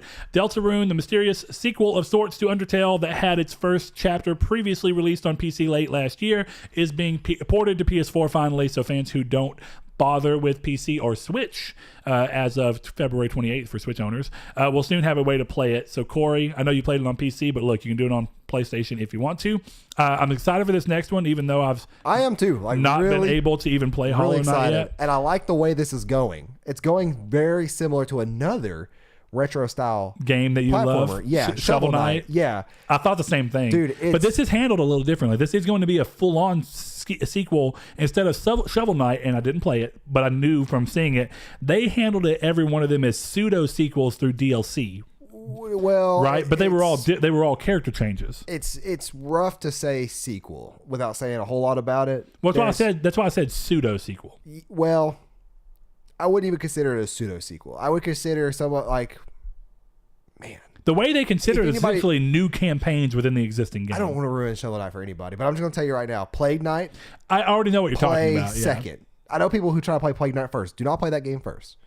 Do not play that game first. But yeah, Shovel Knight. Actually, you know what?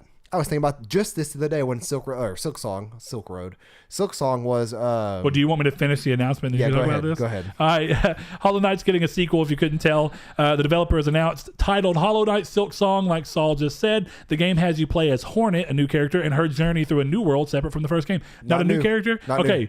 Well, a new protagonist. Yeah. Hornet, you all will know as being in the original Hollow Knight. I haven't played the game yet, so that's my bad. Yeah, he's really your bad. I was thinking about this the other day, though, when this was announced. I still like Shovel Knight better than Hollow Knight? Yeah. Good for you. Dude, Shovel Knight is a really good game. I mean, I have no problems with Shovel Knight. It just doesn't look like my game. I've never played it. Dude, I will say that. You need to play it, listen to the soundtrack. But I've looked at it. If you never played the game, you need to play it. I've looked at it a million times. I've watched gameplay videos. It just does not strike me Dude, at all. I have bought Shovel Knight on Xbox 360. I know. DS or 3DS, Switch, PS Vita, and PS4. Technically, I think the PS Vita and PS4 doesn't count because I think it's cross-buy. I'm pretty sure it is. But I played it on all those consoles. It's a good game. Yeah, I've got you. But, I don't know.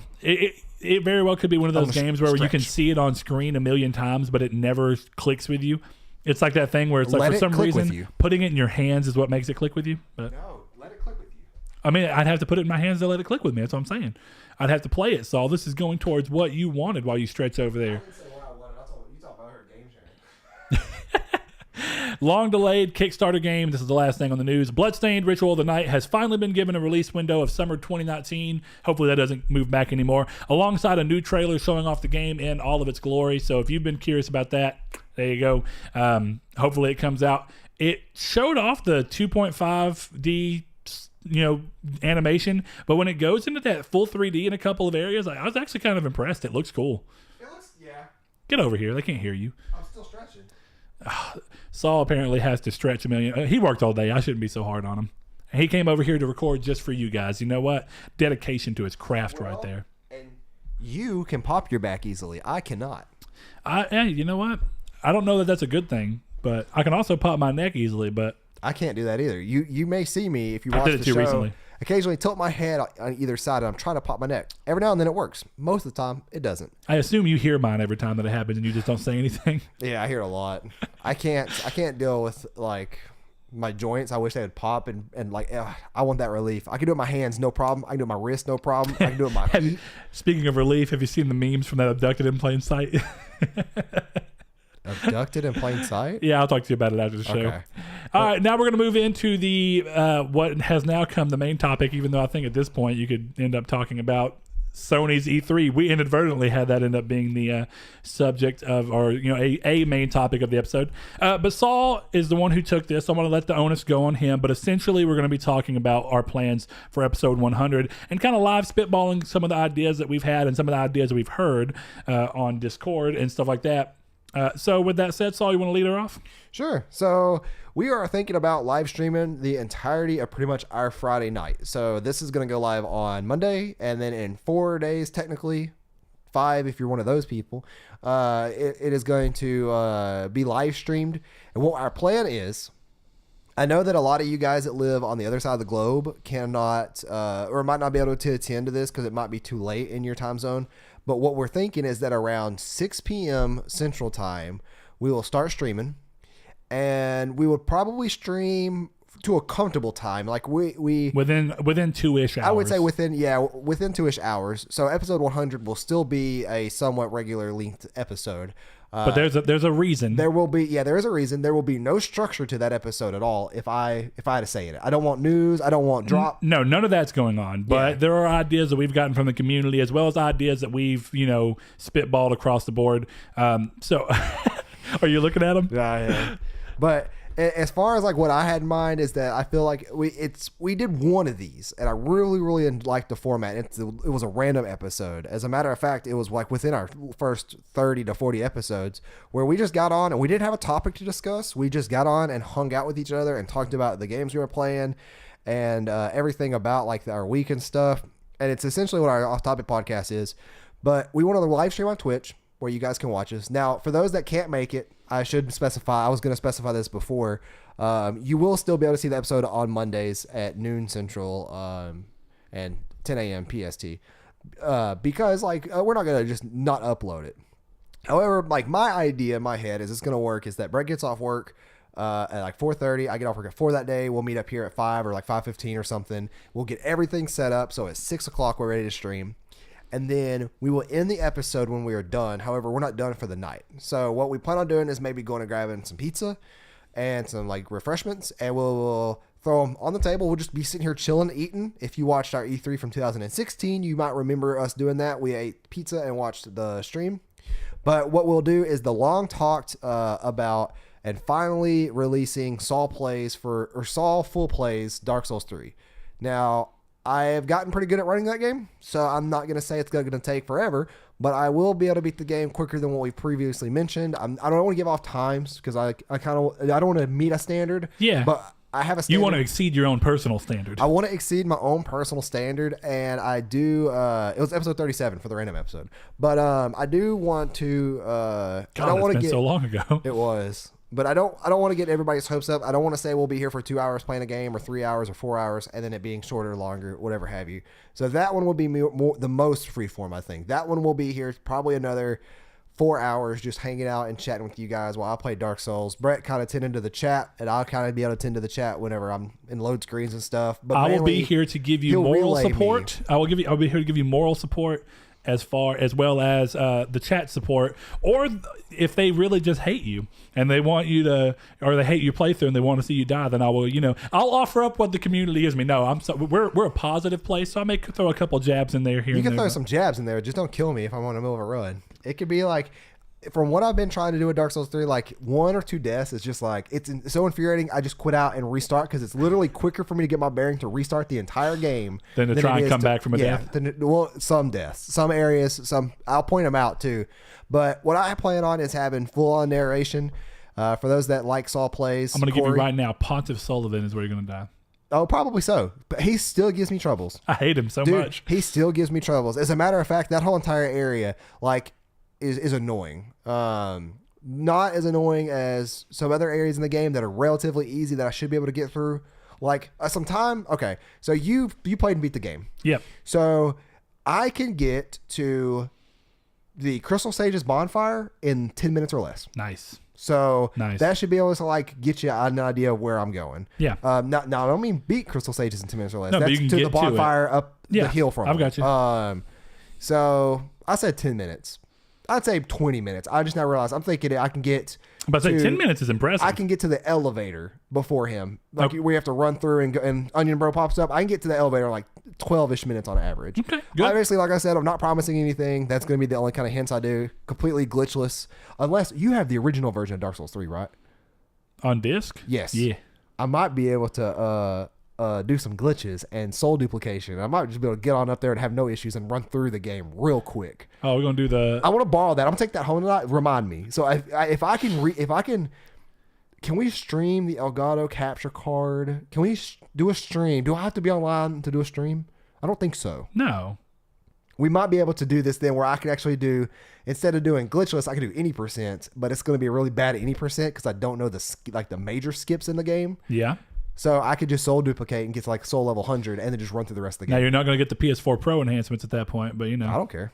I'll take them 30 frames per second to get me 1,000 frames a second, but or 1,000 souls. Before we start off on anything else in terms of it, I did take to the podcast open discussion channel on our Discord. This was, I think, the 12th, so that's been like Monday, I think. And I asked, are there any special requests or particular things you guys would like to see or have us do for episode 100?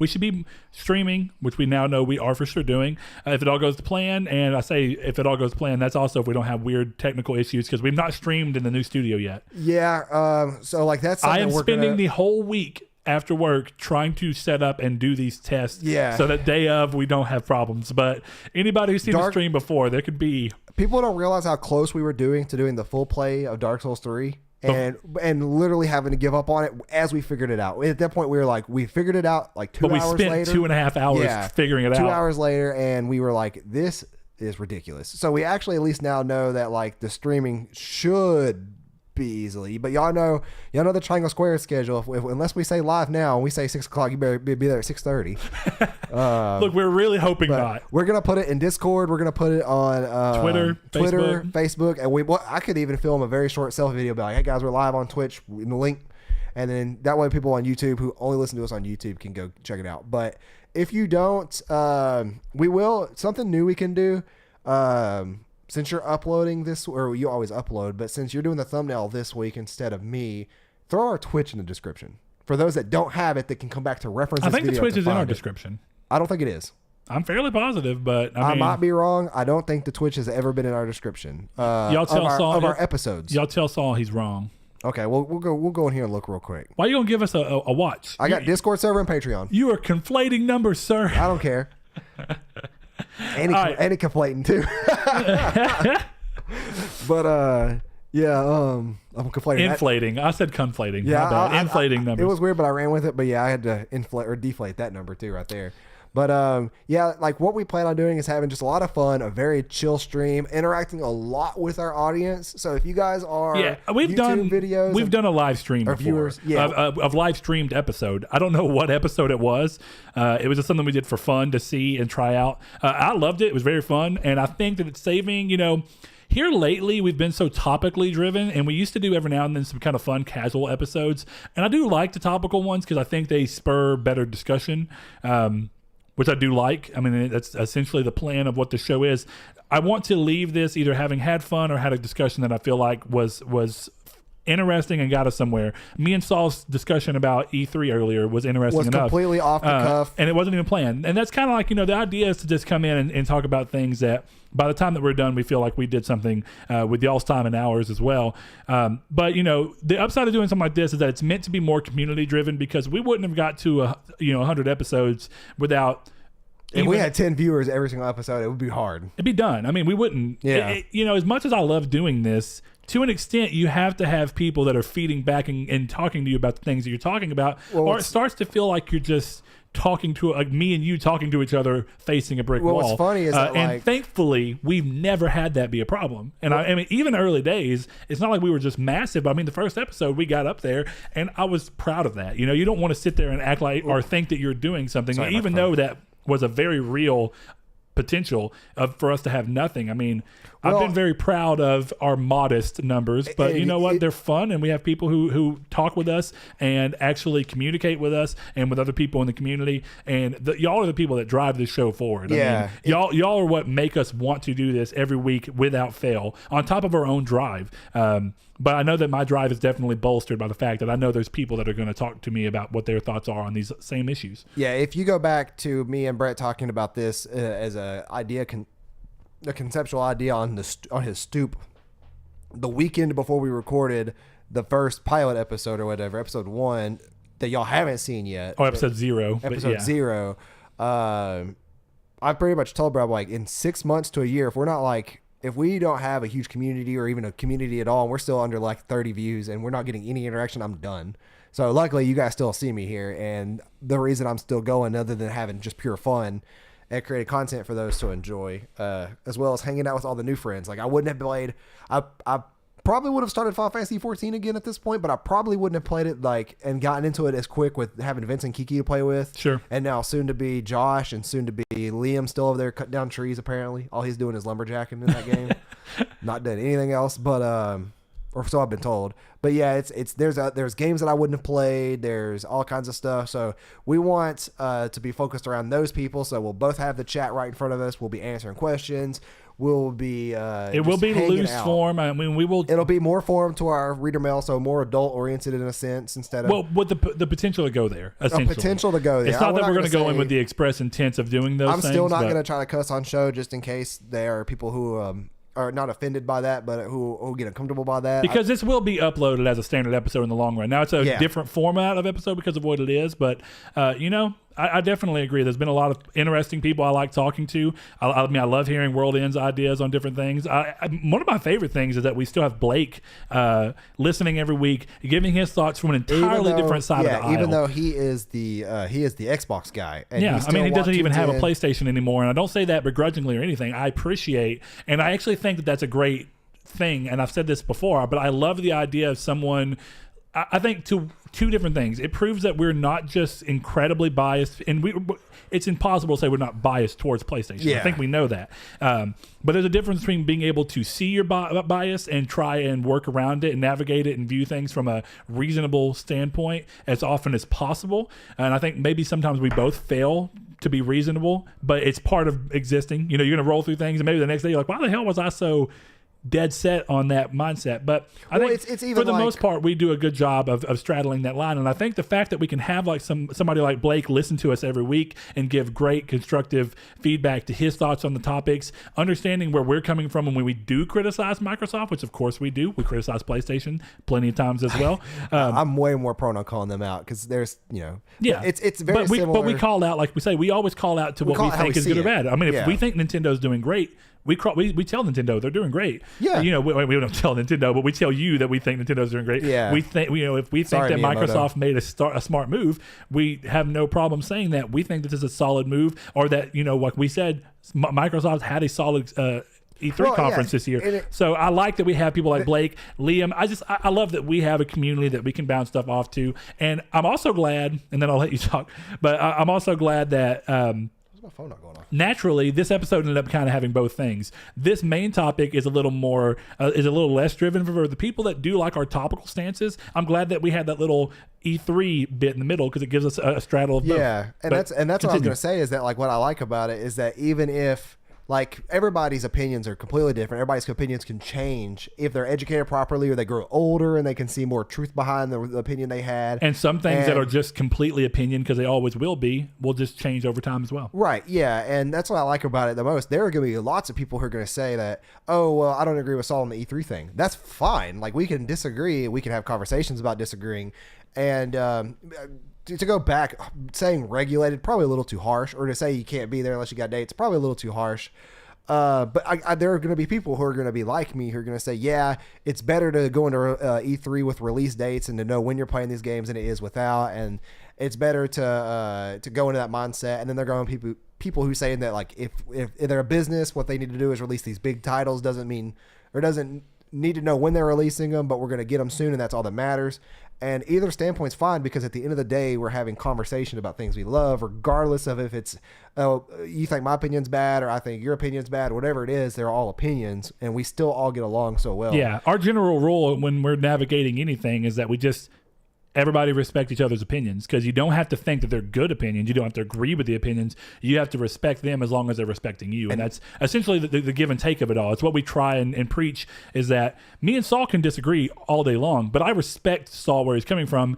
And I try my best to, even if I want to voice my dissent or disagreement with it, that I can say, well, I may even tell him why I think that I disagree with him, and that I may even think that he's coming at it the wrong way, but I still respect what he's coming at it from. Yeah. It doesn't mean that I don't agree with him, and I love that. That's some of people's favorite things is when we disagree and have debates and disagreements. But this you know what? This is also why I talk a lot with the laptop in front of me because I'm a very hands-talky person. I just never realized that looking at the monitor. I was like, when you have a mouse pad to kind of fidget. Yeah, like I had a fidget, or like when I used to have my.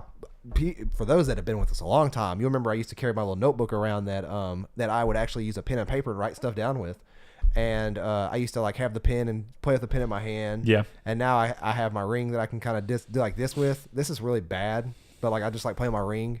So I'm a very fidgety and hands-talky person, which comes in handy because when I play Dark Souls, comes in handy. You're gonna shut the hell up. You're gonna see some cool stuff that I could do with the controller. That is R-rated. Okay. All right. I was going to hope you would catch that. Okay. It seemed like you drifted off there, but no, I got you. Everybody, I'm just getting into reading the idea. So yeah, I was gonna say, go ahead and finish your. I was going to say, aside from these ideas, why don't y'all all submit us ideas on the YouTube comments, on our Discord for those that haven't already, and then on Twitter, Facebook, wherever you can reach us. And some of these ideas tie into things we've talked about in the past anyway. So why not do them on episode 100? I think that's a great idea. One of the things I want to do, I'll get to after this, so hopefully I'll remember that, so I'll try and remember that. But Liam says live, so we kind of got that covered. Thanks, Liam. Miss Sarah says Gamer Cat. So really what's going on is Podcast Cat. Podcast Cat is important, okay? We have to... I'm proud of you, Saul. Podcast Cat is very important. I think that we need Podcast Cat for people who have been with us a long time in our old studio for sure. And then we started trying to make ways around it just so we wouldn't get too distracted. Tabby used to come in almost every episode. Check it off 2 marks there so far. This is going to be an easy episode. Yeah. Yeah, she used to come in and hop in our laps and hop on the table and knock over the camera or like fidget with it. Yeah, I was going to say fidgeting. Never knocked it over. She never knocked it over, thankfully. And then the good old days for you people... I think we stopped recording or maybe edited it out because we try not to edit the show. We liked it to be what we really say in raw. But there was an episode where Grandpa just opened the door. We edited that out. Midstream. I think we did edit it out. No, we did. What happened was I had gotten over here. We started recording and we were more than halfway through. And we didn't edit out. We refilmed. We went to Amigo Juan's and then came back and redid the episode. Because it was early enough in. It was so early in. It was probably episode 6 or 7. We used to have a taped up sign on the door. This is where you get to behind the scenes. It says "Do not disturb." And sometimes he would completely ignore that as well. It's funny. You know, if Grandpa was still around, I would actually bring Grandpa in for episode 100 because he would totally do it. He would just sit here not knowing what was going on in a chair, and I'd let him go after a little bit so he wouldn't just sit here and suffer. But I think he'd have a little bit of fun. We'd have to be yelling, though, so, miss Grandpa, but he was a fun guy. So Gamer Cat is for sure on there. I don't drink, so this isn't going to happen unless we find another way for shots to be something. But Sarah mentioned shots for every blank thing said. So we can, that would almost be a fun idea for one day, even if it was just a random streamed episode, to go back to an episode and say, look at things that we know or at least sometimes catch ourselves saying too often, and then make it a game where we go, okay, in this episode, every time that I say the phrase blah, blah, blah, I'm going to have to drink. So every time that I say, as far as I can tell, or something like that, a sentence that every time I say interesting. Yeah. Interesting. Yeah. So, I stopped drinking. So that probably is not going to fly. Well, maybe we can find shots of something else. I hate saying that. Like I stopped drinking like I was an alcoholic, but I wasn't an alcoholic. Saul wasn't. I'm losing weight. So like I'm just stopped drinking. Saul's getting that. I'm becoming a snack. He's going to start going to the gym with me and getting ripped. Probably not, but I have this weird superhuman ability. Like I don't know what it is, but like if I ever like try to get like lift weights, I automatically see muscle gains like the next day, and I'm not just like swole. Like I don't know what it is. I was telling Annie about this not too long ago. It's like I literally spent 2 or 3 weeks in the gym, and like my biceps got noticeably bigger, and they've stayed that way ever since. And now it's just like my body. I'm that slim thick. It's like my biceps aren't as big as they used to be. Okay, I'm proud of you, Saul. You should have seen my arms before this. Oh, I've seen your arms when you were tiny. I saw you in this before when you were just tiny in general. Yeah. Next up, though, let's see. Favorite episodes, least favorite episodes you've done, which would be kind of interesting to look through and see. Live stream a co-op. Now, we probably won't be live streaming a co-op due to our timing. And we were originally going to, just to be transparent, we were originally going to aim to do this on Saturday, but Mr. Saul here is getting married to the love of his life, me. I'm kidding. Well, it ain't Saturday either. Specify that. It's March. Yeah. Hold on. I was getting first there. week of March. But this weekend is going to involve Saul doing a lot of fitting and getting things together for his wedding, which is coming in the next 3 weeks. So y'all give Saul a shout out. If y'all listen to this, however you want to reach out, be it Discord, Twitter, whatever, y'all congratulate Saul. Big man's getting married here soon. We'll do that again I think we'll probably pre-record the weekend before your wedding. We're going to have to, yeah. We're going to have to pre-record like Wednesday. Yeah, that's fine. I know. Wednesday or Tuesday. This may be the earliest pre-record episode we've ever done. Probably. So it's fine. We'll figure that out. Saul, I think you'll like this one, and we've talked about it enough. Saul loves hot stuff, and I am not a big fan of it. Mr. Blake, Captain Chronic says, eat a hot pepper. You know what? I actually think we may do that. Get one hot pepper in, even if just for me, just to see me suffer on camera. I'd be okay with that. I just want to get you like a raw habanero. Do it. Okay. If you can bring it. I don't even know anything about peppers, so you bring it, and I'll figure it out. You got to take a bite out of it. You got to take a bite out of it as I'm finishing up on the last boss of Dark Souls 3. You got to take a bite out of it. Well, can I just do that? I want to do this during the main episode 100. Oh yeah, I guess that's true. It's fine. We can do this. No, because then you won't be able to eat dinner. Okay. Yeah, like since you're so sensitive to hot things, scares me. It really might mess you up for dinner. You know what? That's a thing I'm just gonna have to be willing to undertake. Can I get some ice cream or milk around just in case? Yeah. That's what we'll do. I won't immediately go to those things, but if I need them for some reason, I'm telling you, I've never eaten a habanero. I have no clue. Let's see. Sarah mirrored off of that, said random food review episode. I don't know about that. Domino's Pizza food review. Food review? Yeah. That'll be okay. So food review. I keep saying food review. This is what we'll do. I don't know if we'll do it in the middle of the episode 100, but what we might do is have our Domino's food review before we start the Saw plays. So we'll see if we can figure that out. But Liam mirrors that podcast cat is a deaf, so that makes sense. Sarah said, cook the foods you want to try in your favorite games. So look at games and find the foods and then cook them. Okay, I'm gonna stop there because that's impossible. I'm like a decent cook, but like the things I see in games, dude, like, I'm a bad require cook. Hours of preparation. Like I want like this big old turkey and like a turkey leg, like you see in games, yep. like roast ham that you see in games. I can't rum make ham. I got to work that day. I can't make not rum ham. But rum ham is important. It's where it's at. Let's see. Too bad this can't happen, but have Podcast Cat cook you a Monster Hunter meal. That'd be great. Yeah. Dude, you think I'm kidding? I love the meals of Monster Hunter. Every time I see them, I'm like, dude, I would chow the hell down like on the that. kebabs and stuff. That's some of the meals I would want to make, and I do not have time. I don't even know how to do any of that. Kebabs are very easy to make. Probably. Like, you could make a kebab, no problem. Yep. Liam mentioned that we wouldn't be where we were without Podcast Cat. It's important. Mr. Ryan says you should invite us all on the 100th episode so we can annoy y'all.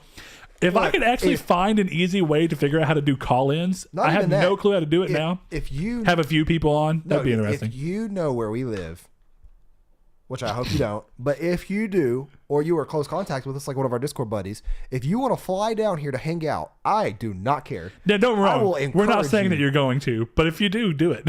Yeah, like I'm just saying that if you do, You have a week to figure that out. it's guaranteed. Like to hang out. So maybe those people who talked about us doing like a big old road trip together or like a meetup together, this is your shot. I don't know. Maybe it is.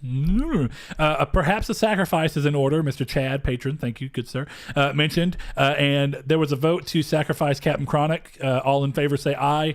We got a couple of ayes, including Blake himself. So that was not an aye.